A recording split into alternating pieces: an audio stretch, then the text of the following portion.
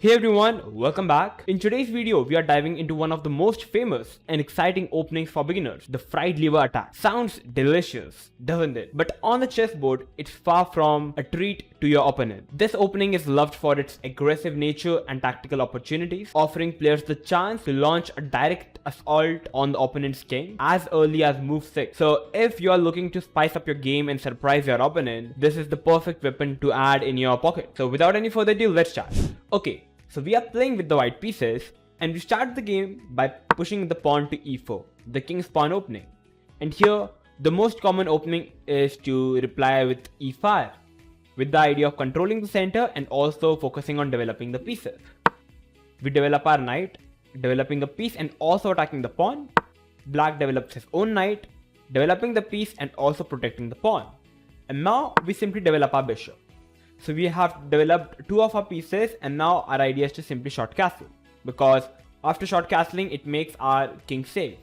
So after bishop c4, black develops the knight, which is quite a natural move. Now black has developed his piece and now black is also threatening to capture the pawn on e4. So after knight f6, now we are already going to jump in the position by pushing the knight to g5. What is the idea? First of all, now the knight is defending the e4 pawn, and second, now the knight is simply attacking the pawn on f7, the knight and the bishop. And now, surprisingly, black can't really defend the f7 pawn. Okay, so here black is kind of having none of the moves but to play the move d5, striking in the center, which attacks the pawn and the bishop. And at the same time, black is having more control and now black has also opened up the bishop. So it sounds kind of sensible because black is opening up the position, trying to develop the pieces. Now we are going to take on d5 and from here the real fun is going to begin. So after e into d5, black is like, okay fine, let me recapture the pawn with the knight. And here black is thinking, okay, the position is extremely fine, I am also attacking the knight, so this should be already good for me. But now we are already having a very strong move in the position, which is knight into f7, boom. What happens? We attack the queen and the rook. So black is having none of the moves but to capture the knight. And after king into f7, we are going to come up with the queen by playing the move queen to f3 check. It's a check. The knight is also attacked 2 times. So first of all, the knight can't go back because the knight is pinned. And second, now black is having kind of not many moves but to play the move king to e6, defending the knight. For example, if black plays something else like king g8, going back with the king. But after bishop into knight, it's already a check and black is going to simply get mated in one move. The game is over. So going back a bit, here if black king goes back to e8, now we can go for simply capturing of the knight.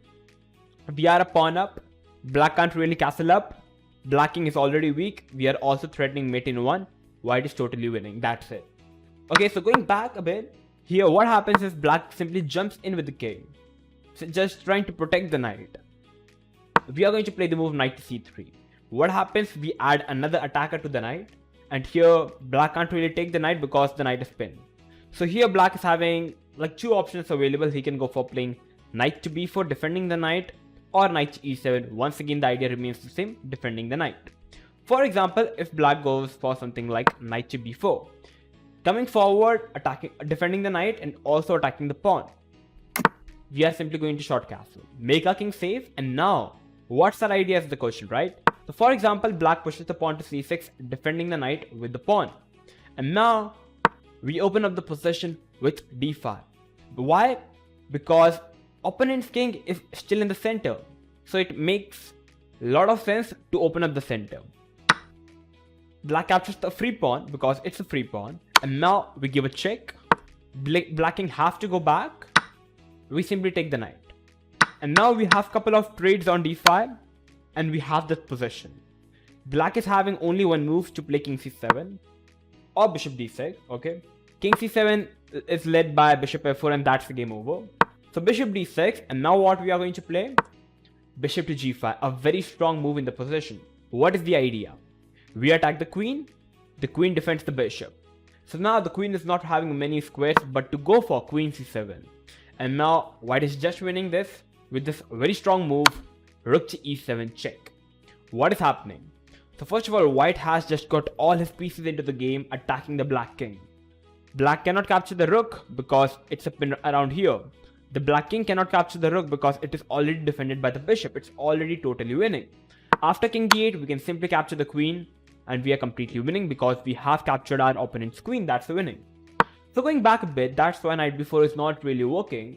So for example, if black knight simply goes back, defending the knight. Now in this position, we simply strike in the center directly by playing d4. Why? Because as there is no knight on the square, so there won't be any possibility that the knight is able to attack a king. So now we can simply open up the position. So first of all, we are not playing according to the material. We are just sacrificing material. Why? Because we simply want to just go for the kill. We simply want to checkmate the black king. That's it. That is our only goal. So we open up the center via d4. So for example, now black is having two ways, either to push the pawn, protect the knight, or simply go for capturing the pawn. If black goes for capturing the pawn, we capture the knight and now develop the bishop. What is the idea? Idea is we want to castle up and we want to get all our pieces to attack the black king. Black is not really having many things to defend. For example, if like black tries to defend via c6, defending the knight, just long castle. And here black gets the queen in because trying to make the square for the king to go back. We can give a check and we can simply take on d4. Why? Because the queen first of all cannot capture the rook, because after check, it's a check and black also loses the queen at the same time. And here, if black develops his bishop, we are going to sacrifice another piece. Going to trade on d5, it's a check, the king has to move and now just rook in. And once again black is losing the queen and you won't believe it, but that's the mate. Game is over. Okay, so that's exactly what's happening. So going back a bit, for example, if black tries to play something like bishop to b4 check, developing the bishop and also giving a check. Now we push the pawn, blocking the check, black takes the pawn, and now we simply short castle.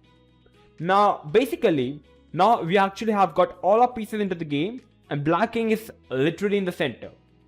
Black king is at the verge of getting mated. So for example, black even go for capturing another pawn.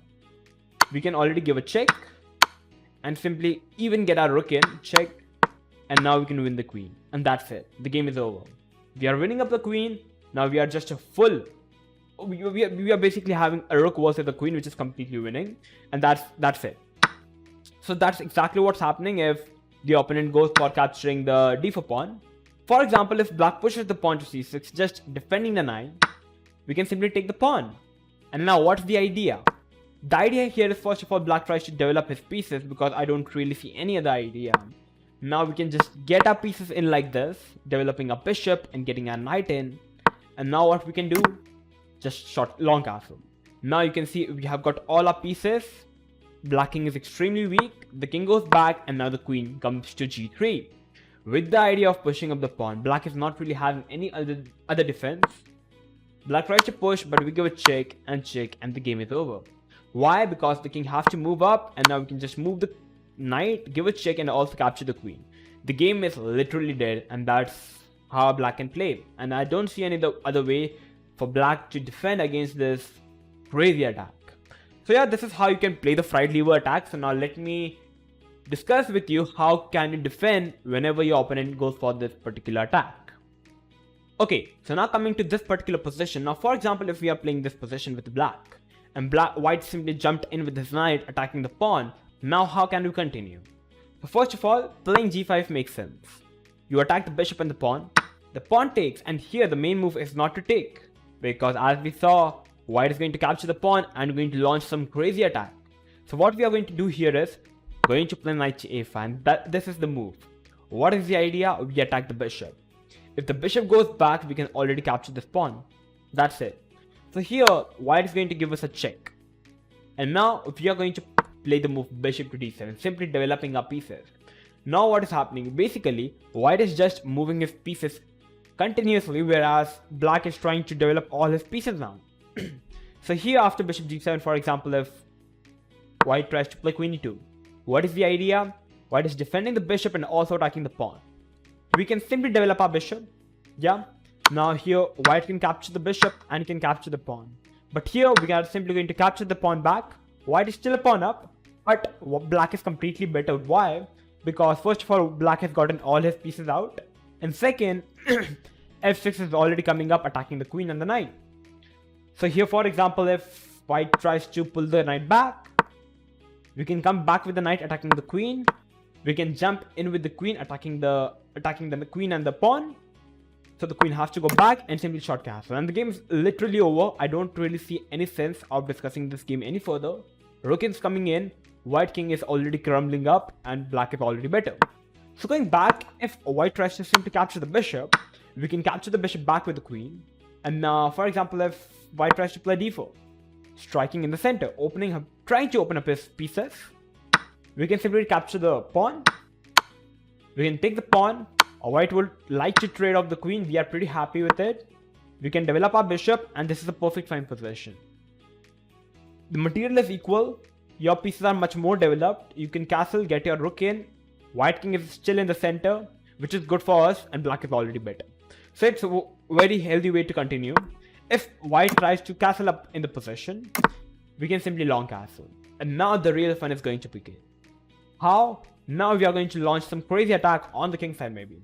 How? For example, knight c3, we can simply take the pawn back, and the position is extremely playable. How you can play the position? You can just push the pawns on the king side and just keep the pawns rolling up, get both of your rooks in, and just try to launch a crazy attack on the king side. And that's exactly how easy it is to play this position, even if you are playing against the fried lever attack. So this was a very beginner opening, I think, but definitely this opening can definitely help you score some heavy points in your games and can help you to improve. So this is known as the fried lever attack. It's a fun and effective way for beginners to learn critical chess concepts like development, king safety, and tactical calculations. But remember, it's not just about memorizing moves. Understanding the why behind each move is the key to improving your game. So try it out in your games, but don't forget to explore your opponent's possible defenses and stay flexible.